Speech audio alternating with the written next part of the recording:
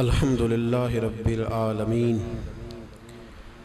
والعاقبۃ للمتقین السلام علی رسولہ الکریم اما بعد اعوذ باللہ السمیع العلیم من الشیطان الرجیم بسم اللہ الرحمن الرحیم الذی خلق الموت والحیاۃ لیبلوکم ایکم احسن عملا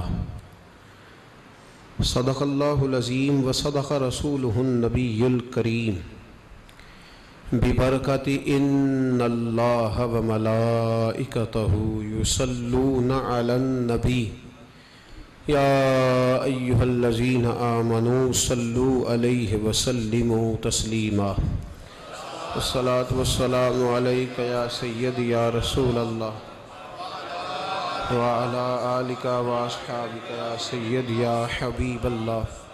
تمام تعریف حمد و ثنا اللہ تعالیٰ جل جلالہ کے لیے۔ زاں بعد ہر قسم کے درود و سلام نبی اکرم نور مجسم شفیع معظم احمد مجتبیٰ جناب حضرت محمد مصطفیٰ علی تحیت و ثنا کی ذات والا صفات کے لیے حمد و صلات کے بعد اللہ تبارک و تعالیٰ نے قرآن پاک میں فرمایا ہے الذی خلق الموت والحیات، فرمایا وہی ذات ہے جس نے موت اور زندگی کو پیدا فرمایا۔ قرآن پاک کی ترتیب پر غور فرمائیے گا، موت کا ذکر پہلے فرمایا، زندگی کا تذکرہ بعد میں کیا۔ الذی خلق الموت والحیات، وہی ہے جس نے موت اور حیات کو پیدا کیا۔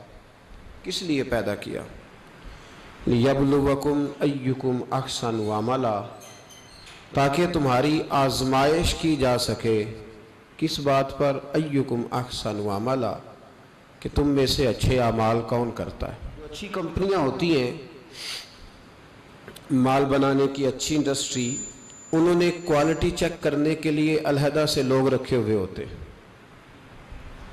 وہ کوالٹی چیک کرتے ہیں کہ یہ چیز لوکل ہے، معیاری ہے، اور اگر معیاری ہے تو کس معیار کی۔ اللہ تبارک و تعالیٰ نے ہمارے کردار کی، اخلاق کی کوالٹی کو دیکھنے کے لیے، جانچنے کے لیے، حالانکہ اللہ سارا کچھ پہلے سے جانتا ہے، پرکھ کرنے کے لیے، جانچ کرنے کے لیے، آزمائش کرنے کے لیے موت اور حیات کو پیدا فرمایا۔ گویا ہمیں حکم دیا جا رہا ہے کہ ہم اپنے اندر اچھی عادات کو پیدا کریں، ہم اپنے اخلاق کو، کردار کو، گفتار کو سنواریں، ہم اپنے اوپر محنت کریں۔ کچھ لوگ تو ایسے ہوتے ہیں جو بالکل کہتے ہیں کہ ضرورت نہیں، میں اچھے کے ساتھ اچھا ہوں، برے کے ساتھ برا ہوں۔ حالانکہ اچھے کے ساتھ تو سارا زمانہ ہی اچھا ہوتا ہے۔ اچھا تو وہ ہوتا ہے جو برے کے ساتھ اچھا ہوتا ہے۔ اچھے کے ساتھ اچھا ہونا، برے کے ساتھ برا ہونا، یہ کیا خوبی ہوئی، یہ کیا بات ہوئی۔ کچھ لوگ ایسے ہیں جو اپنے تئیں شریف، نفیس، با اخلاق، با کردار خود بخود بن کے بیٹھ گئے۔ انہوں نے خود ہی اٹھ کے اپنے کان میں کہہ دیا ہے کہ میں ایک اچھا آدمی ہوں، خود بخود ہی۔ ان لوگوں نے بھی اپنی عادات پر، اپنے کردار پر، اپنے اخلاق پر محنت کرنی چھوڑ دی، اپنے آپ کو کردار کے لحاظ سے سجانا، سنوارنا چھوڑ دیا۔ حالانکہ محکمے، ہمارے جتنے بھی محکمے ہیں نا، وہ فریش کورس کراتے رہتے ہیں اکثر۔ پتہ ہے آپ کو اس بات کا؟ وہ کہتے ہیں کورس کراؤ دوبارہ سے، وہ اصول جو پہلے بتائے جاتے ہیں تھوڑے دنوں کے بعد دوبارہ بلائے۔ چند دن پہلے مجھے موٹر وے والوں نے کہا کہ آپ ہمارے پاس آئیں، ہم چاہتے ہیں کہ آپ تھوڑا سا ہمارے افسران کو اور کارکنان کو لیکچر دیں۔ پتہ انہیں اپنی ذمہ داریوں کا ہے، لیکن شاید آپ کے کہنے سے بات تھوڑی اور زیادہ بڑھ جائے۔ تو میں وہاں چلا گیا ہیڈ کوارٹر میں، کچھ دیر میں نے وہاں بات کی ان لوگوں سے، تو بعد میں مجھے وہ افسران کہنے لگے کہ یہ تو آپ نے ہمیں ریفریش کر دیا ہے۔ تو ہم چاہتے ہیں کہ اس طرح کی باتیں ہوتی رہیں۔ باتیں پہلے بھی ساری پتہ ہوتی ہیں۔ میں اب سمجھتا ہوں کہ آپ جتنے لوگ یہاں بیٹھے ہیں الحمدللہ سب جانتے ہیں کہ سچ بولنا چاہیے، سب جانتے ہیں کہ رزق حلال کھانا چاہیے۔ یہ دوبارہ سے تقریر کرنے کا، دوبارہ سے بات کرنے کا مقصد کیا ہوتا ہے کہ بات ذرا تازی ہو جاتی ہے، اور یوں سمجھ لیں کہ ایک چیز اندر پڑی ہوتی ہے تو وہ کئی دفعہ کوئی چھیڑنے والا اسے چھیڑ کے تازہ کر دیتا ہے۔ تازہ ہونے سے بعد پھر دوبارہ انسان میں تڑپ پیدا ہوتی ہے عمل کرنے. ہم لوگوں نے نا اپنے کان میں خود ہی مشورہ دے لیا ہے کہ یار میں تو ایک شریف آدمی ہوں, 5 نمازیں بھی دھیان سے پڑھتا ہوں, روزے میں نے سارے رکھے ہیں, غریب کا میں خیال کرتا ہوں, اماں میری مجھ سے راضی ہے, دوستوں کو خوش رکھنا میں ہمارے کان میں خود ہمارے نفس نے مشورہ دے دیا ہے. حالانکہ ایسا نہیں ہے. ہمیں تو ضرورت ہے نئے سرے سے تازہ ہونے کی. ہمیں تو دیکھنا چاہیے, پرکھنا چاہیے کہ جس طرح میں بنا ہوا ہوں نا شریف, ہو سکتا ہے سامنے والا بھی کہتا ہو چلو جس حال میں آتا ہے اسی حال میں ٹھیک ہے. ہمیں اپنے اوپر محنت جاری رکھنی چاہیے, اپنے کردار کو, اخلاق کو, اطوار کو. حضرت عثمان حیری بہت درویش کامل صوفیاء میں شمار ہوتا تھا. لوگ ان کی مجلس مبارکہ میں آ کے بیٹھتے تھے تو اپنے دلوں کو تازہ کرتے تھے. کچھ اللہ کے نیک بندے ایسے ہوتے ہیں کہ جن کا ایک جملہ بندے کو ساری زندگی کے لیے رستے پہ ڈال دیتا ہے. بہت بڑے درویش تھے حضرت عثمان حیری. امام غزالی رحمۃ اللہ علیہ نے لکھا ایک دفعہ ایک آدمی نے ان کی دعوت پکائی. امام صاحب دعوت کھانے چلے گئے, حضرت عثمان حیری جب اس شخص کے گھر پہنچے, دروازے تک گئے تو وہ کہنے لگا حضور میں تو آپ کو دعوت دے کے بھول گیا تھا, وہ تو یاد بھی نہیں کہ روٹی پکوانی ہے, تو آپ مہربانی فرمائیں آج چلے جائیں, میں دوبارہ دعوت دوں گا. میرا خیال ہے کہ جو آدمی میری طرح سمجھتا ہے نا میں سب سے چھوٹا ہوں, اس کے ساتھ بھی اگر کوئی یہ سلوک کرے تو میرا خیال ہے کہ شاید گولیاں ہی چل جائیں, بندوقیں نکل آئیں کہ تو کتنا بدتمیز ہے. گھر میں بلا کے دروازے پہ کھڑا کر کے کہہ رہا ہے مجھے تو یاد ہی نہیں آپ کی دعوت کی تھی, چلے تشریف لے جائیں آپ. تو امام صاحب رحمۃ اللہ علیہ فرمانے لگے کوئی بات نہیں بھائی, بیٹے بندہ بھول بھی جاتا ہی ہے, کوئی حرج نہیں, میں پھر آ جاؤں گا. بڑے لوگوں کے حوصلے بھی بڑے ہی ہوتے ہیں, اور یاد رکھنا اگر بڑا بننا چاہتے ہو تو حوصلہ بڑا ہی کرنا پڑے گا, ورنہ چھوٹے رہ جاؤ. امام صاحب تشریف لے گئے. اب وہ شخص پھر دوڑا گیا, کہنے لگا حضور ٹھہرے ذرا واپس آئیں. امام صاحب پھر واپس آ گئے, دروازے پہ کھڑا کر کے کہنے لگا آپ ذرا یہاں کھڑے ہو, میں اپنی بیوی سے پوچھتا ہوں اگر کوئی چیز پڑی ہوئی ہے تو روٹی جلدی سے پکا لیتی. امام صاحب پھر دروازے پہ کھڑے ہو گئے. تھوڑی دیر کے بعد اندر سے ہو کے پھر واپس آیا. دل دریا سمندروں ڈونگے کون دلاں دیاں جانے. واپس آیا تو کہنے لگا حضور گھر میں تو کوئی چیز نہیں, آپ چلے جائیں پھر بلا لیں گے کبھی. امام صاحب پھر تشریف لے گئے. او میرے بھائی, میرے تو کان میں کہہ دیا میں نے خود ہی اٹھ کے کہ میں نیک ہوں. امام صاحب چلے گئے, وہ 10 منٹ کے پھر دوڑا گیا, کہنے لگا حضور اچار مل گیا ہے یا سرکہ مل گیا ہے, وہ پرانا پڑا ہوا تھا تو وغیرہ واپس آ جائے روٹی پک جاتی ہے. امام صاحب تیسری دفعہ واپس آئے, اندر گیا, 10 منٹ کے بعد پھر آ گیا, کہنے لگا حضور وہ تو خراب ہے سارا, وہ تو خراب ہے, آپ پھر کبھی آئیے گا, پھر کبھی آئیے گا. اللہ اکبر. میں نے کہا بڑا بننا ہے تو حوصلہ بھی تیرا.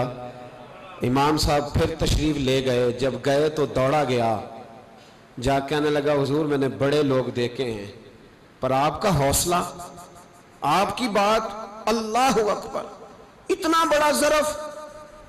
اب چاہیے تھا نا امام صاحب ویسٹ کوٹ سیدھی کرتے کہ بھائی بالکل یہ تو کسی میں ہے ہی نہیں جو مجھ میں ہے. وہ دستار تھوڑی اور اونچی کر کے کہتے نہیں صاحب لوگ تو ایسے ہی, میں تو بڑا با حوصلہ ہوں. امام صاحب کیا فرمانے لگے, کہنے لگے کیا کہا تم نے, کہ حضور آپ میں بڑا حوصلہ ہے, اتنی اچھی عادت. ان لوگوں نے اپنی ترقی روکی نہیں تھی, وہ سمجھتے تھے کہ ابھی ہمیں ضرورت ہے تربیت کی.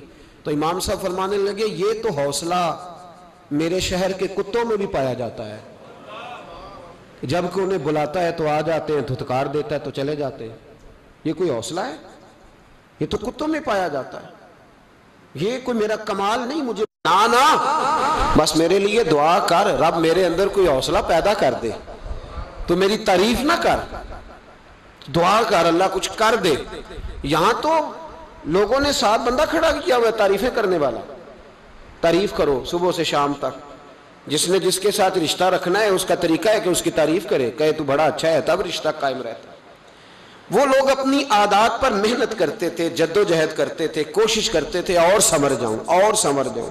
ہم تو روز داستان سناتے ہیں کہ اس دنیا میں ایک ہی بندہ اچھا ہے جس کا نام میں ہوں, میں اچھا, اور پھر دوبارہ ڈھونڈو گے تو میں ہی اچھا ملوں گا. خدا مجھے ایسی خدائی نہ دے کہ اپنے سوا کچھ دکھائی نہ دے، اپنی عادات پر محنت کریں۔ اللہ فرماتے ہیں کہ تمہیں موت اور زندگی کے بیچ اس کو گورکھ دھندا نہ سمجھو۔ ایک شخص پیدا ہوا، ماں نے 9 مہینے جدوجہد کر کے اس کی پرورش کی، پیٹ میں رکھا، پھر اس کو پالا، پھر کس مشکل سے وہ پروان چڑھا، پھر کس مشکل سے اس نے تعلیم حاصل کی، کوئی ہنر سیکھا، پھر پریکٹیکل لائف میں آیا، جدوجہد کر کے وہ آگے بڑھا، اس کے بچے ہوئے، کتنی جان جوکھوں میں ڈالی، پھر وہ فوت ہو گیا۔ فرمایا یہ کوئی گورکھ دھندا نہیں۔ الذی خلق الموت والحیات لیبلوکم ایکم احسن عملا، یہ موت اور حیات اس لیے بنائی تھی تاکہ پتہ چلے کہ تم میں سے اچھے عمل کون کرتا ہے، کون اپنی عادات کو سوار کے آتا ہے، اخلاق کو سوار کے آتا ہے، عادات کو سوارے۔ میں نے بڑی دفعہ کہا ہے، ہم لوگ سمجھتے ہیں صرف میٹھا بولنے کا نام اخلاق ہے۔ میٹھا بولنا اخلاق کا ایک جز ہے۔ یہ پورا اخلاق، جہاز کا عملہ جو آپ سے میٹھا بولتا ہے تو اس کا مطلب یہ تھوڑی ہے کہ وہ با اخلاق ہے۔ ان کی ٹریننگ ہے، ان کی تربیت ہے کہ تم نے آنے والے سے کبھی بھی تلخ بات نہیں کرنی۔ آپ نے 12,000 روپیہ دیا ہے جہاز کی ٹکٹ کا، ڈومیسٹک فلائٹ پہ بیٹھے، اور جو آپ کے سامنے شخص آپ کو ڈیل کر رہا ہے اس کی 1.5 لاکھ روپیہ تنخواہ ہے، لیکن اس کے باوجود وہ میٹھا بول رہا ہے تو آپ اس کو با اخلاق نہیں کہیں گے، اس لیے کہ یہ اس کی، ہاں اگر وہ دل سے آپ کے ساتھ اچھا رویہ کر رہا ہے تو پھر وہ بہت اچھا ہے، پھر وہ با اخلاق ہے۔ لیکن میرے بھائی بہت سارے لوگ تو میٹھا بولتے ہیں، ان کی ٹریننگ ہوتی۔ اخلاق حسنہ کیا ہے؟ اخلاق حسنہ کی پہلی سیڑھی یہ ہے کہ تیرا اپنے رب پہ بھروسہ کتنا زیادہ ہے۔ اگر تو توکل والا نہیں تو تو اخلاق والا نہیں ہو سکتا۔ توکل علی اللہ پہلی سیڑھی ہے اخلاق حسنہ کی۔ میرے نبی پاک علیہ السلام نے فرمایا اگر تم اپنے رب پہ بھروسہ کرو گے تو اللہ تمہارے ساتھ وہی سلوک کرے گا جو پرندوں کے ساتھ کرتا ہے۔ تو صحابہ عرض کرنے لگے حضور پرندوں والا سلوک کرے گا؟ تو نبی پاک علیہ السلام فرمانے لگے پرندے سویرے بھوکے نکلتے، انہیں نہیں پتا ہماری فیکٹری کون سی ہے، کہاں جا کے مزدوری کرنی، ان کو نہیں پتا کس کھیت میں ہل چلانا ہے، ان کو نہیں خبر کہ کس دفتر میں جا کر کے بیٹھنا ہے، وہ سویرے بھوکے نکلتے ہیں اللہ پہ بھروسہ کر کے، لیکن نکلتے ضرور ہیں، جدوجہد ضرور کرتے ہیں۔ جب شام کو واپس آتے ہیں تو اللہ انہیں پیٹ بھر کے روٹی عطا فرماتا ہے۔ تم بھی بھروسہ اپنے اللہ پہ کرو، اپنے مالک اور خالق پر بھروسہ کرو۔ سارا بھروسہ ہی دنیا داروں پہ ہے، سارا بھروسہ۔ ہمارے حکمرانوں کو معاذ اللہ تعالیٰ ثم معاذ اللہ سارا بھروسہ ہی یہودیوں پہ ہے، عیسائیوں پہ ہے۔ ہمارا بھی سارا بھروسہ ایم این اے پہ، ایم پی اے پہ، چیئرمین کا انتظار کر رہے ہیں آئے گا تو گلی بنائے گا۔ تو نے 1.5 کروڑ روپے اپنے مکان پہ لگایا ہے، اگر 1 لاکھ تو گلی پہ لگا دے گا تو کیا حرج ہے اس میں، باقی لوگ بھی گزر جائیں گے۔ سارا بھروسہ دنیا داروں پہ۔ حضرت بایزید بسطامی رحمت اللہ تعالیٰ علیہ فرماتے ہیں کہ رمضان کا مہینہ تھا تو میرے بستان میں سارے میرے ہاتھ چومنے والے تھے۔ ہاتھ چومنے والے بڑے اچھے ہوتے ہیں، لیکن کبھی کبھی دل کرتا ہے کہ بندہ تنہائی میں بیٹھے اکیلا، کوئی نہ ہو، ایک بندہ ہو ایک اس کا رب ہو۔ کبھی کبھی دل، بابا بلے شاہ صاحب نے بھی کہا اٹھ بلیا چل اوتھے بسیے جتھے بس دینی ساری انے، اوتھے بسیے جتھے بس دینی 2-3 نہیں ساری انے، اٹھ بلیا چل اوتھے بسیے جتھے بس دینی سارے انے، نہ کوئی ساڈی ذات پچھانے نہ کوئی سانو منے۔ تو حضرت بایزید فرماتے میرا بھی دل کرتا تھا آج وہاں جاؤں جہاں کوئی جاننے والا نہ ہو، اور وہاں جا کے نہ میں، رمضان کا مہینہ تھا تو دل کیا کہ وہاں جا کے روزے گزاروں جہاں ہاتھ چومنے والے نہ ہوں، میں ذرا کھل کے عبادت کر لوں۔ فرماتے ہیں میں دور بستام سے نکلا، ایک مسجد میں جا کے اعتکاف بیٹھا، پورے مہینے کا اعتکاف۔ پہلے دن مسجد میں گیا تو نمازی پوچھنے لگے بابا جی روٹی کہاں سے کھاؤ گے؟ میں نے کہا کہ میرا اللہ دے گا۔ یہ نہیں کہتے کہ بابا جی فکر میں کرنا روٹی آ جائے گی۔ کہا روٹی کہاں سے کھاؤ گے؟ کہا اللہ دے گا۔ کہنے لگے اللہ تو دے گا پر کس طرح؟ تو آپ فرمانے لگے آپ مسلمان ہیں، آپ کو سمجھنا چاہیے کہ اللہ وسیلے کو پسند ضرور فرماتا ہے پر اللہ وسیلے کا محتاج نہیں، وہ اگر چاہتا ہے تو پھر بے حساب ہی عطا فرماتا ہے، تو وہ دے گا انشاءاللہ۔ کہنے لگے جی دے گا تو صحیح پر کس طرح؟ آپ فرماتے میں نے سمجھایا 2 नमाजियों को जोर के वक्त समझाया तो 2 फिर असर में पूछने लग गए कि बाबा जी इधर ही रहना है पूरा महीना? कहा इधर ही रहना। तो रोटी? मैंने कहा अल्लाह देगा। कहते उन्होंने भी पूछा कैसे? उनको भी मैंने समझाया। फिर वक्त हो गया मगरिब का तो 2-3 नमाजी फिर पूछने लग गए। हाजी हैं, नमाजी हैं, सूफी दरवेश कारी हैं, पर ये बता कि तेरे मन का ताल्लुक भी जुड़ा हुआ कि नहीं? तेरे अंदर से आवाज भी तवक्कुल अल्लाह की आती है कि नहीं? ये भी तो गौर करना। हजरत बायजीद कहते हैं मैं तंग आ गया। मैंने मालूम किया कि ये 7 घर किसका है? बताया गया यहूदियों का है। मैंने किसी जरिए से उनसे राब्ता किया या मैं खुद चला गया। मैंने उनसे राब्ता करके कहा कि तुम्हारे घर में कोई काम काज करने वाली औरतें तो होंगी? कहा हैं। फरमाया मुझसे पैसे ले लो, बस 2 रोटियां सवेरे मिल जाए सहरी में, 2 शाम को मिल जाएं, तो मैं सिरके से खाऊं या किसी चीज़ से तनावुल करूं, 2 रोटियां मुझे सुबह शाम पैसे ले लो। फरमाते वो मान गए। अब मेरा दिल करता था कोई नमाजी मुझसे सवाल करे तो मैं ज़रा ऐलान कर दूं कि मेरा बंदोबस्त हो गया है। मैं ज़रा ऐलान कर दूं कि मेरा बंदोबस्त, खिरद ने कह भी दिया ला इलाहा इल्लल्लाह तो क्या हासिल, दिलो निगाह अगर मुसलमान नहीं तो कुछ भी नहीं। फरमाते मैं एक नमाजी ने असर में पूछ लिया कि बाबा रोटी, तो मैं बोल पड़ा। मैं इंतजार में था, मैं बोला। मैंने कहा नमाजियों, हाजियों, दरवेशों, रमजान के रोजे रखने वालों, साइमुद्दहर कायमुल लैल लोगों, ये 7 मेरे पड़ोस में मस्जिद के यहूदी हैं, मैंने पैसे चुका दिए हैं, 2 रोटियां सवेरे 2 शाम मिल जाएंगे।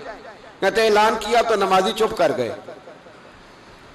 अब 3 दिन बीत गए, किसी ने पूछा ही नहीं। अल्लाह, किसी ने पूछा नहीं रोटी कहाँ से आएगी। हजरत बायजीद फरमाते हैं फजर का वक़्त था, सर सजदे में रख के मैं खोल के रोया और नमाज पढ़ के मैंने नमाजियों से कहा ओ नमाजियों आओ दोबारा से कलमा पढ़े, आओ फिर से कहें ला इलाहा इल्लल्लाह, आओ फिर से कलमा पढ़े। कहते नमाजी कहने लगे तू कौन होता है मैं दोबारा कलमा पढ़ाने वाला? मैंने कहा यारो किस तरह के मुसलमान हो कि मैं रोज कहता रहा अल्लाह देगा, तुम कहते थे कैसे देगा, और जब मैंने कहा 2 रोटियां यहूदी दे देंगे तो तुम खामोश हो गए हो। और मुझे बताओ जिन लोगों का यहूदियों पे तवक्कुल मजबूत हो और रब पे तवक्कुल कमजोर हो, उन्हें दोबारा कलमा पढ़ना चाहिए कि नहीं पढ़ना चाहिए? उन्हें दोबारा अल्लाह तबारक व तआला की तौहीद की शहादत देनी चाहिए कि नहीं देनी चाहिए? आओ फिर से कलमा पढ़े। किरत ने कह भी दिया ला इलाहा इल्लल्लाह तो क्या हासिल, दिलो निगाह अगर मुसलमान नहीं तो कुछ भी नहीं। कलंदर लाहौरी बोल के कहने लगे जो मैं सर बसजदा हुआ कभी तो जमीन से आने लगी सदा, तेरा दिल तो है सनम आशना, तुझे क्या मिलेगा नमाज में? भाइयों, इखलाक की पहली सीढ़ी ये है कि तेरा अपने रब पे भरोसा कितना है। तेरा इन्वेस्टर पे भरोसा ज्यादा है, शेड पे भरोसा ज्यादा है, बिल्डर पे भरोसा ज्यादा है, तेरा इंडस्ट्री के मालिक पे भरोसा ज्यादा है कि अल्लाह पे भरोसा ज्यादा है? तो इखलाक का मतलब है पहली सीढ़ी। और दूसरी सीढ़ी इखलाक के हसना की, वो है शुक्र करना। क्या करना? बोल के बताइए, बोल। दूसरी सीढ़ी हमारे यहां ना दुखों पे फोकस है कि जिसे पूछें क्या हाल है तो उसके वजूद में 360 हड्डियां डॉक्टर बताते हैं।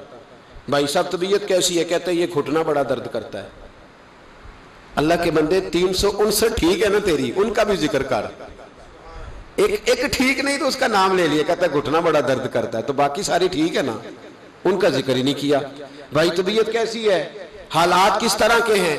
कहता बस कारोबार नहीं चलता, बच्चे हैं अल्हम्दुलिल्लाह, मकान है अल्हम्दुलिल्लाह, सेहत है अल्हम्दुलिल्लाह, अमन है अल्हम्दुलिल्लाह, घर में सुकून है अल्हम्दुलिल्लाह। कमजोरी क्या है? कारोबार नहीं। भाई सारा रोना कारोबार का ही रोएगा, शुक्र कब करेगा तू? किस वक्त वो टाइम आएगा? अल्लाह ने वादा फरमाया कुरान पाक में, वादा फरमाया ला इन शकरतुम ला अज़ीदन्नकुम, फरमाया तुम शुक्र अदा करो तुम्हारा रब तुम्हारी नेमतों में इजाफा फरमा देगा। ये ना कहो कि कारोबार कर रहा हूं तो इन्वेस्टमेंट बढ़ाऊंगा तो नेमत बढ़ जाएगी। ये ना कहो कि मैं 2-3 साइड बिजनेस और करूंगा तो माल बढ़ जाएगा। फरमाया शुक्र अदा करो। क्या करो? क्या करो जी? शुक्र। शुक्र हम भला किस तरह अदा करते हैं? कहते हैं जनाब क्या हाल है? कहते बस शुक्र है जी जो टाइम गुजर रहा है। मैंने कहा ये शुक्र दे, ये शुक्र, ये तो शिकवा है। شکر ہے جی اللہ جس حال میں رکھے. تو میں کہتا ہوں کس حال میں آپ ماشاءاللہ سولی پہ لٹکے ہوئے؟ کیا حال ہے مثلا؟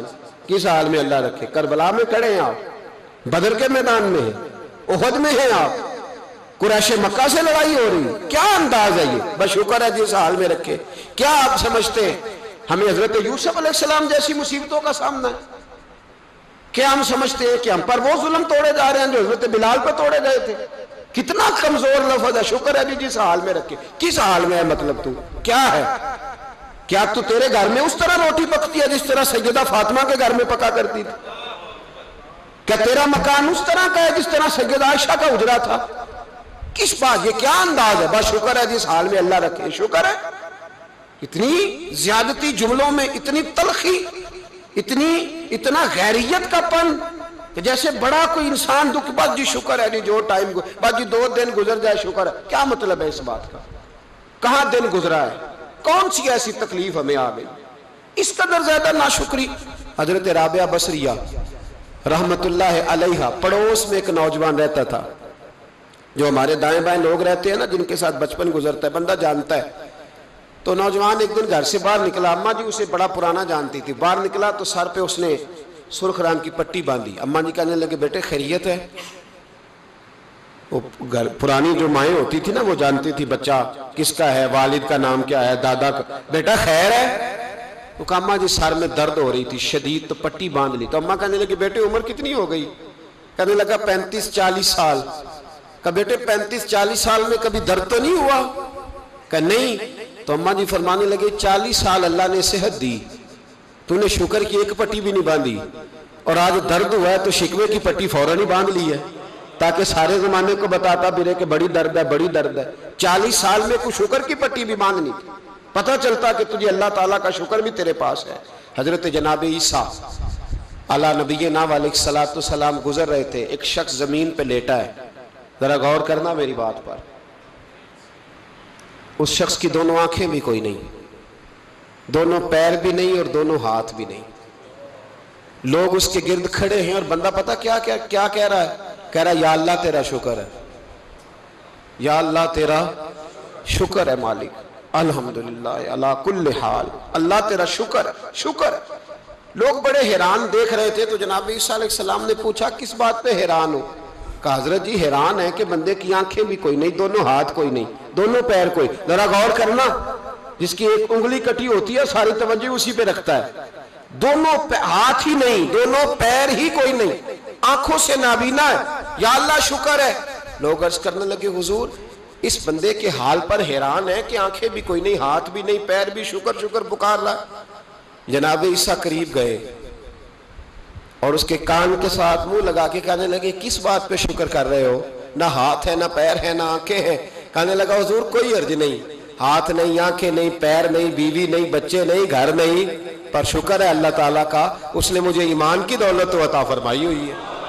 حضور میں صاحب ایمان ہوں. شکر کی بات نہیں کہ اتنے سارے کافروں میں کلمہ پڑھتا ہوں، اور حضور آپ پوچھ رہے ہیں شکر کس بات کا؟ ان لوگوں کو بتائیں کہ جس کے سرانے اللہ کے نبی جناب عیسیٰ علیہ السلام کھڑے ہو وہ شکر ادا نہ کرے. میں بڑا شکر نہیں کہ میں جناب عیسیٰ کا کلمہ پڑھتا ہوں، میں اللہ تبارک و تعالیٰ پہ ایمان رکھتا ہوں، یہ مقام شکر نہیں. تو بھائی شکر کا مقام ہے. اور دوسرا اخلاق ہے، تیسرا صبر کرنا. کیا کرنا؟ ہمارے ہاں صبر پتہ کیا ہے؟ کسی کے گھر میں کسی کا انتقال ہو گیا تو مہینہ بھر سینہ کو بھی ہوئی معاذ اللہ، عورتوں نے کفریہ جملے بولے، بڑا کچھ کہا، بڑا کچھ. مہینے کے بعد پوچھا کیا حال ہے؟ کہتے صبر آ گیا. یہ صبر نہیں آیا، یہ زخم صحیح ہو گیا ہے. صبر کس کو کہتے ہیں؟ مسلم شریف میں نبی پاک علیہ السلام کا فرمان ہے، فرمایا انما صبرہم عند الصدمۃ الاولی. فرمایا این جب تجھے مصیبت کی خبر پہنچے اس وقت اگر تو صبر کرے پھر تو نے صبر کیا ہے. اس وقت اگر تو کہے انا للہ و انا الیہ راجعون پھر تو صابر ہے. اگر 1.5 مہینے کے بعد 6 مہینے کے بعد صبر نہیں آیا پھر تو زخم صحیح ہو گیا، پھر تو آنسو ہی خشک ہو گئے. صبر این مصیبت کے وقت، این جب مصیبت آئے تو صبر کرنے کا نام صبر ہے. اندر حوصلہ پیدا کرے، صبر پیدا کرے. ہم نے جو اللہ سے نعمتیں لی ہیں وہ پیسے جمع کرا کے نہیں لی معاذ اللہ، اس نے اپنے فضل سے دی ہیں، اور جب چاہتا ہے اپنے کرم سے واپس بھی لے لیتا ہے۔ اپنی زندگی میں حوصلہ پیدا کریں۔ اور ایک بات اور، صوفیاء کرام، اولیاء کرام یہ فرماتے ہیں کہ دکھ انسان کو اللہ کے قریب کرتے ہیں۔ آپ کو نہ بھی سمجھ آئی تو جملہ بڑا مزیدار ہے، میری تربیت کرے گا۔ دکھ انسان کو اللہ کے قریب کرتے، سکھ بندے کو اللہ سے دور کرتے، یاد رکھنا۔ جن کو دکھ کوئی نہیں نہ ہوتا وہ تو بیت اللہ کے غلاف کو پکڑ کے بھی نہیں روتے، جو تڑپ رہے ہوتے ہیں نا، تڑپ رہے ہوتے ہیں، سسکیاں لے رہے ہوتے ہیں، ان کے قریب جا کے پوچھو بابا کیا مسئلہ ہے، تو کہتے ہیں بیٹی سسرال میں دکھی ہے، بیٹا جوان ہے پر بے اولاد ہے۔ دکھ ہے نا جن لوگوں کو، ان کے پاس درد ہے، ان کی آنکھوں میں آنسو ہے، لیکن جو سکھی ہیں ان کا ماحول، ان کے معاملات سخت ہو جاتے۔ حضرت ایوب علی نبینا علیہ الصلوۃ والسلام اللہ کے پیغمبر ہیں، اللہ نے بیٹے بھی دیے، کھیت بھی دیے، بہت زیادہ جانور بھی دیے، بڑی دولت، بڑا کچھ۔ رب آزماتا بھی ہے، اس کا نظام ہے، جتنا کہ اس کے قریب ہوتا ہے اتنا ہی زیادہ آزماتا ہے۔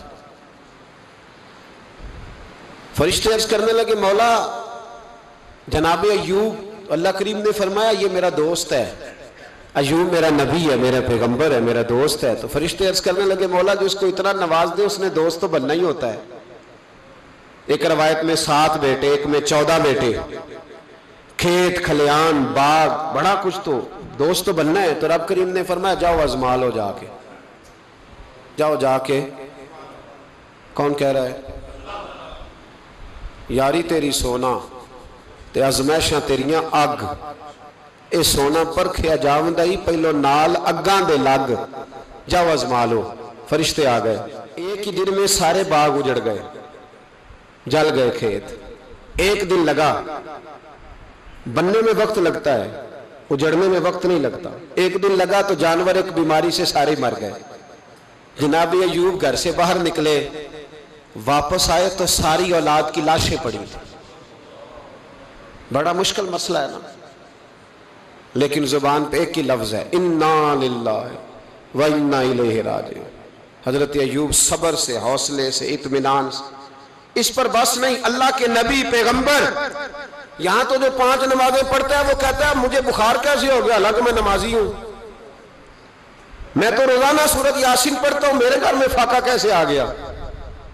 میں تو روزانہ صبح قرآن شریف کھولتا ہوں، پھر بھی حضرت جی میرے گھر کے اندر بیماری کا کیا لینا دینا؟ حضرت ایوب بیمار ہو گئے، 1 2 3 4 ہفتے، مہینے، سال نہیں، 16 سال بیت گئے بیمار ہیں، 16 سال بیت گئے، 16 سال۔ حضرت ایوب علیل ہے۔ ایک دن زوجہ قریب آئیں تو کہنے لگی آپ اللہ کے نبی ہیں، آپ جو بھی دعا کریں مالک قبول فرما لیتا ہے، دعا کریں آپ کو شفا دے دے۔ جناب ایوب فرمانے لگے ایک بات تو بتا، شفا کتنے دن رہی ہے؟ کہنے لگی 60 سال۔ فرمایا کھیت کھلیان اولاد مال دولت کتنا عرصہ رہا؟ کہا 60 سال۔ 60۔ آپ فرمانے لگے بیماری کو کتنے سال ہوئے؟ کہا 16 سال۔ فرمانے لگے ذرا مجھے تکلیفیں اور بیماریوں کو بھی 60 سال ہو لینے دے، پھر دعا بھی مانگ لوں گا۔ برابر تو ہو لے، ابھی تو صرف 16 ہوئے، 60 ہو لیں دعا مانگ لوں گا۔ اور فرمانے لگے دعا مانگنی چاہیے پر میرے رب کو پتا ہے ایوب کس حال میں ہے، بس زبان پہ یہ لفظ آئے تو اللہ نے فرشتوں سے فرمایا تم نے جانچ لیا ہے لیبلوکم ایکم احسن عملا؟ پتہ چل گیا؟ کہ مولا چل گیا۔ فرمایا جاؤ اب میرے بندے کو نواز دو۔ بس مالک بے نیاز ہے نا، بنجر زمینیں پھر سے آباد ہو گئی، پھر سے جانور آ گئے، پھر سے وہی لہر بہر ہو گئی، بیٹے بھی اللہ نے دے دیے، مال دولت جائیداد ہر چیز، گھر میں بیٹھے شفا بھی ہو گئی۔ حضرت ایوب کی زوجہ قریب بیٹھی ہے، سکھوں کے دن آ گئے، پوچھنے لگی ایوب ایک مسئلہ پوچھنا ہے، ایک بات ذہن میں آئی، اجازت دے تو دریافت کروں؟ فرمانے لگے پوچھو۔ تو زوجہ عرض کرنے لگی حضور بتلائیے دکھ اچھے کے سکھ، دکھ اچھے کے سکھ۔ تو جناب ایوب فرمانے لگے دن سارے اللہ کے ہیں، دن سارے اللہ، دکھی رکھے تب بھی مہربانی، سکھی رکھے تب بھی فضل اسی کے ہیں۔ پر اگر میرے دل کا حال پوچھے نا تو دکھ بڑے اچھے تھے، بڑے اچھے تھے وہ دکھ۔ کہا حضور دکھ اچھے تھے؟ تو جناب ایوب فرمانے لگے جب میں بیمار تھا تو میرا رب 24 گھنٹے میں ایک دفعہ میرا حال پوچھا کرتا تھا۔ رب پوچھتا تھا ایوب تیرا کیا حال ہے؟ رب پوچھتا تھا، خدا خود میر مجلس بود، اللہ پوچھتا تھا۔ فرماتے ہیں 12 گھنٹے اس مزے میں گزر جاتے تھے کہ میرے رب نے میرا حال پوچھا ہے، 12 گھنٹے اس کیف میں بیت جاتے کہ اللہ نے حال پوچھا ہے۔ اور فرمایا اگلے 12 گھنٹے میں انتظار کرتا رہتا تھا کہ رب دوبارہ کب حال پوچھے گا۔ فرمایا 24 گھنٹے میں ایک دفعہ پوچھتا تھا۔ دوار عمر دراز مانگ کے لائے تھے 4 دن، 2 آرزو میں کٹ گئے، 2 انتظار میں۔ تو فرماتے ہیں بس یہ اس طرح حال گزر جاتا تھا۔ فرمانے لگے شفا تو ہو گئی، صحت تو ہو گئی، کھیت کھلیان تو ہو گئے، پر اب میرا رب میرا حال تو نہیں نہ پوچھتا۔ صبر کرنا سیکھیں، حوصلہ پیدا کریں۔ یہ چھوٹی چھوٹی باتوں پہ، چھوٹے چھوٹے معاملات پہ رونے لگنا اور چھوٹی چھوٹی چیزوں کو آڑ بنا کر ناشکری کرنا، صبر پیدا کریں۔ یہ بہت اعلیٰ عادت اگر آپ میں حوصلہ ہوگا نا تو گھر کے اندر بہت سارے معاملات، گھر کے اندر، دفتر کے اندر، فیکٹری کے اندر، معاشرے کے اندر صحیح رہیں گے۔ لیکن اگر آپ صبر کے عادی نہیں، صبر نہیں کرنا آتا تو پھر تو بڑی جلدی آپ کے معاملات بگڑنے لگے۔ چوتھی عادت ہے نیکیاں کر کے ان کو بھولنا سیکھیں۔ نیکی کر کے بھول جایا کریں۔ کسی کو روٹی کھلا کے اسے یاد نہ رکھیں، کسی کو رستہ دکھا کے پھر اسے یاد نہ رکھیں، کسی کو ایک دفعہ 10,000 قرض دے کے اس کی مشکل میں پھر دوبارہ اس کا ذکر نہ کریں۔ یہ خوبصورت لوگوں کی علامت نہیں، یہ کمزور لوگوں کی علامت۔ جو کمزور لوگ ہوتے ہیں نا، چھوٹے لوگ، وہ اس کا ذکر کرتے ہیں، وہ کچھ جگہوں پہ اپنی نیکیوں کا اظہار کرتے ہیں۔ نیکی ہوتی وہ ہے جو بندے اور رب کے درمیان راز ہوتی ہے، جو اللہ اور بندے کے درمیان۔ اب نا اس عادت کی بڑی ضرورت ہے، بڑی ضرورت۔ ہر آدمی کہہ رہا ہے میں نے فلاں کے لیے بڑی قربانی دی۔ کون سی قربانی دی؟ سولی پہ لٹکا ہے تو؟ کیا کیا ہے؟ میں نے فلاں لیڈر کے لیے بڑی قربانی دی، مثلا کیا کر دیا، کیا انقلاب۔ اور جب آپ نے کہہ دیا تو پھر وہ قربانی ویسے بھی ختم ہو چکی ہے، اب تو وہ ملیا میٹ ہو گیا، اظہار جو کر دیا۔ نیکی کریں پھر اس نیکی کو چھپائیں، اس کا اظہار۔ ہمارے ہاں پوسٹر بڑے لگتے ہیں، اجتماعی شادیاں، یہ جناب یہ لوگ نا یہ رمضان شریف چڑھتے ہی ہمارے پاس پرچیاں لے کے آتے ہیں، جمعے میں اعلان کر دیں 4:30 بجے تک غریب سارے فلاں جگہ پہنچ جائیں، وہاں آٹا بانٹا جائے گا۔ تو میں کہتا ہوں غریبوں کی لسٹ ہم سے لے لو، خود جا کے گھروں میں دے آؤ۔ یہ سنت نہیں نبی پاک علیہ السلام کی، یہ صحابہ کا طریقہ نہیں گھر جا کے دینا، یہ حضور علیہ السلام نے سکھایا نہیں۔ رات کے وقت کسی کی خدمت کرنا، پہلے لوگ غریب کی بیٹی کو اپنی بیٹی سمجھتے تھے، اب غریب کی بیٹی کی شادی ہوتی ہے اجتماعی شادی میں، بڑا بورڈ لگایا جاتا ہے، پھر اخبار پہ فوٹو ہوتی ہے دولہے کی، یعنی اس کی ویڈیو بناؤ تاکہ اس کے پوتے بھی کل کو کہیں کہ ہماری دادی کی شادی خیرات میں ہوئی تھی، ہمارے دادا کا نکاح خیرات میں ہوا۔ ٹھیک ہے ہم پر لوگ خشکی کا تانا لگاتے ہیں تو کوئی حرج نہیں، لیکن میں نہیں قائل۔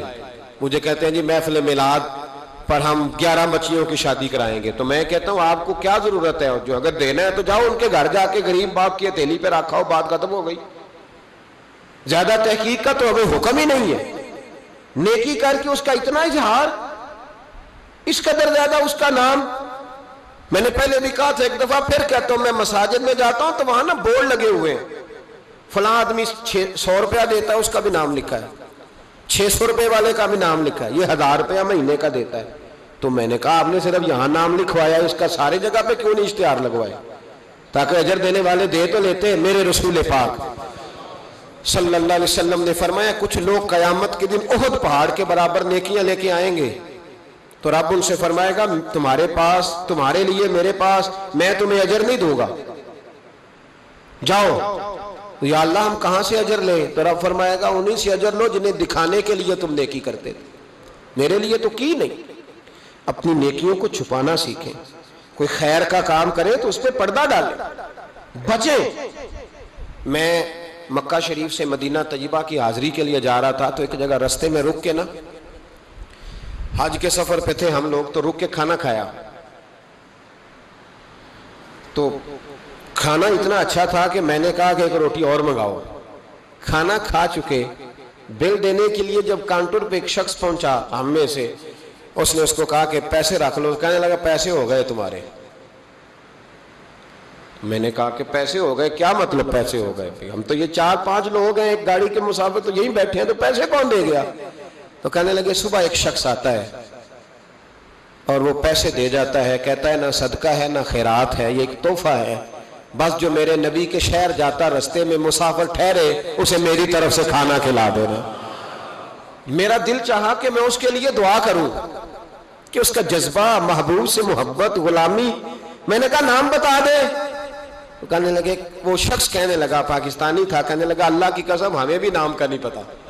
اس نے کبھی بتایا ہی نہیں، وہ بتاتا ہی نہیں، کہتا ہے بس جو تمہیں مسافر ملے نا، محبوب کے شہر جاتا اور جہاں رک جائے اسے کھانا کھلانا، میں اپنے محبوب کے مہمانوں کی میزبانی کرنا چاہتا ہوں۔ او خدا کے بندو، نیکی تو اس کا نام ہے۔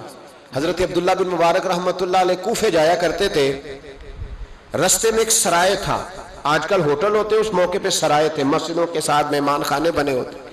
وہاں ایک نوجوان بڑا غریب سا، اس کا شوق تھا لوگوں کی خدمت کرنا۔ آپ جاتے تو وہ نوجوان رستے میں ملتا، آپ کی خدمت کرتا، پانی لا کے دیتا، پانی بھر کے رکھتا، وضو کراتا، خدمت کرتا۔ اکثر آپ علماء سے ملنے جاتے، علماء کوفہ سے یا کسی اور سفر پہ، تو اس رستے گزرتے، نوجوان بڑا اچھا لگتا۔ ایک دن آپ تشریف لائے، نوجوان وہاں نہیں تھا۔ آپ نے لوگوں سے پوچھا وہ کہاں ہے؟ کہنے لگے حضور غریب تھا، قرضہ بڑا چڑھ گیا، تو کسی نے مقدمہ کر دیا ہے، کوتوالے شہر گرفتار کر کے لے گیا ہے، اور وہ بڑا ہی پریشان ہے، جس کے پیسے دینے ہیں وہ بڑا سخت ہے، اس نے اسے بڑا تکلیف میں رکھا ہے اور وہ عذاب میں ہے۔ وہ نوجوان کہتے ہیں کہ میں سخت کرب میں تھا، رشتہ دار، دوست، احباب، تال سب کو میں نے پیغام دیے، لیکن کوئی میری مدد کو نہ پہنچا، ساری عمر ہی آٹا گد ہے، میں لکھاں کیتے نہیں پیڑے، اب وقت آیا ہی تے محمد بخشا، کوئی نہیں ہو بیٹھا نیڑے۔ فرماتے میں شدید تکلیف میں تھا، کوئی میرا پرسان حال نہ تھا۔ حضرت عبداللہ بن مبارک کو جب پتا چلا تو چپکے سے گئے، کوتوالے شہر کو کونے میں بلایا، فرمایا اگر میں اس کا قرضہ دے دوں تو آزاد کر دو گے؟ اور تم بھی جانتے ہو اور سارا کوفہ جانتا ہے کہ جان بوجھ کے نہیں دبائے، مجبور ہو گیا ہے، غریب ہے، مہلت مانگ رہا ہے، میں دے دوں تو آزاد کہا حضور آپ دے دیں، کر دیں گے آزاد۔ کہتے پیسے دیے اور دے کے کہنے لگے ایک وعدہ کر، میری زندگی میں کسی کو بتائے گا تو نہیں کہ میں نے دیے؟ کوتوال کہنے لگا حضور زمانہ حیا کرتا ہے تو میں بھی کروں گا نہیں۔ اب اس میں اختلافی چیزیں بھی اس واقعے میں بزرگوں نے لکھی ہیں، کہتے ہیں بتایا، کسی کو بتاؤ گے تو نہیں؟ کہا جناب نہیں بتاؤں گا۔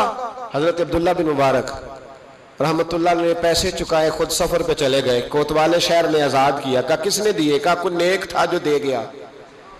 وہ شخص بڑا خوش ہوا، دعائیں دینے لگا، کہتا میں ڈھونڈنے لگا میرا محسن مجھے مل جائے، وہ ملے نہ کبھی مجھے، اس کے ہاتھ چوموں، اس کے پیر چوموں، میں اس کی نوکری کروں، میں تو غلام بے دام بن گیا، کوئی آیا چھڑا کے چلا گیا۔ کہتے میں ڈھونڈنے لگا پر وہ ملتا ہی نہیں، بڑا ڈھونڈا، بڑا تلاش کیا۔ فرماتے ڈھونڈتے ڈھونڈتے تلاش کرتے کرتے عمر بیت گئی۔ جناب عبداللہ بن مبارک کئی دفعہ وہاں آئے تو وہ نوجوان کہتا میں نے بابے کو بڑی نصیحتیں کی، بڑی نصیحتیں کی۔ میں نے کہا حضور آپ بھی نیک ہیں، فلاں مفتی صاحب بھی بڑے نیک ہیں، پر نیک تو وہ تھا نا جو میرے پیسے دے گیا، میں انہی کو نصیحتیں کرتا رہتا، سمجھاتا رہتا۔ تو کہتے وہ مجھے کہتے دعا کر اللہ مجھے بھی ویسا بنا دے۔ کہتے میں نے کئی دفعہ انہی کے منہ پہ کہا کہ حضور کمال تو وہ تھا نا جو میری اس عالم میں مدد کر گیا۔ کہتے ہیں وہ رو پڑتے اور مجھے کہتے میرے لیے دعا کرنا۔ عمر بیت گئی، زمانے گزر گئے، میں ڈھونڈتا رہا، میں اپنی نمازوں میں اسے دعائیں دیتا رہا، میں اپنے افطار میں اسے دعائیں دیتا رہا، میں حج و عمرے میں دعائیں دیتا رہا۔ حضرت عبداللہ بن مبارک بوڑھے ہو گئے، ضعیف ہو گئے، گھر سے نکلنا چھوڑ دیا، علیل ہو گئے۔ کوتوالے شہر برسوں بعد وہ جس نے مجھے پکڑا تھا کہ کونے میں مل گیا۔ میں نے کہا تجھے خدا کی عزت کا واسطہ مجھے بتا دے میرا محسن کون ہے؟ تو کہنے لگا اس نے مجھے کہا تھا زندگی میں نہ بتانا. میں کیسے بتا دوں؟ کہا تیری مہربانی، تو کسی طریقے سے مجھے بتا دے.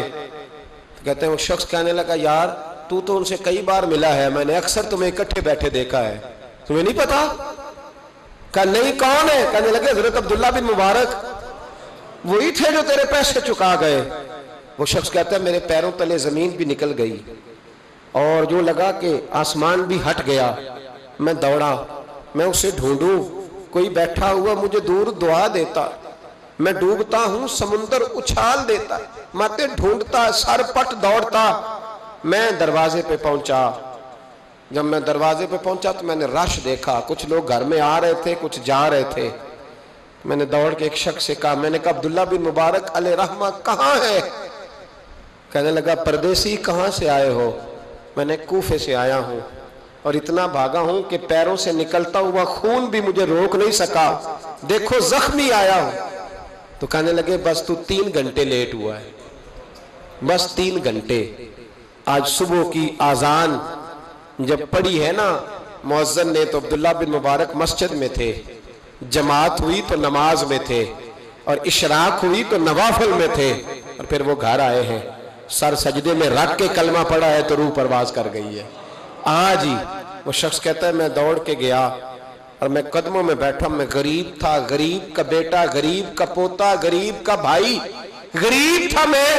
میں نے پیروں میں سر رکھ کے کہا بابا جی مجھے نمازوں کا تو نہیں پتا، آج کتنے آپ کے میں نہیں جانتا، کتنے شاگرد مرید تیار کیے میں نہیں جانتا، اور میں اللہ کی عزت کی قسم کھا کے کہتا ہوں کہ مجھے امید ہے جو آپ نے میرے ساتھ کیا ہے نا، میرا رب صرف اسی کی برکت سے آپ کو جنت کے اعلیٰ مرتبے عطا کر دے گا. مجھے امید کامل ہے کہ اسی کی برکت سے اللہ جنت دے گا، پر شرط یہ ہے کہ تیری نیکی چھپی ہوئی ہو. اگر تو نے بتا لیا، لوگ کہتے ہیں نیکی کرتا ہوں سامنے والا احسان نہیں مانتا، تو میں کہتا ہوں اس کے لیے تھوڑی کی ہے، نیکی تو اللہ کے لیے کی، احسان منوانے کا کیا مطلب ہے؟ تو اپنے اندر اچھی صفات پیدا کرے. ایک تو اپنی تربیت کو روک نہ دے، جو کان میں مشورہ ملتا ہے نا تو نیک ہو گیا، یہاں رک نہ جائیں، آگے بڑھیں. دوسری بات یہ شکر پیدا کریں. تیسری بات یہ کہ صبر، حوصلہ، اطمینان، سہنا سیکھیں، توکل پیدا کریں. اور میرے بھائی ایسی نیکیاں کریں کہ جو نیکیاں ہماری اور ہمارے رب کے درمیان راز ہوں، لوگوں کو خبر نہ ہو. اللہ ہمیں سمجھنے کی توفیق عطا کرے. آخر دعوانا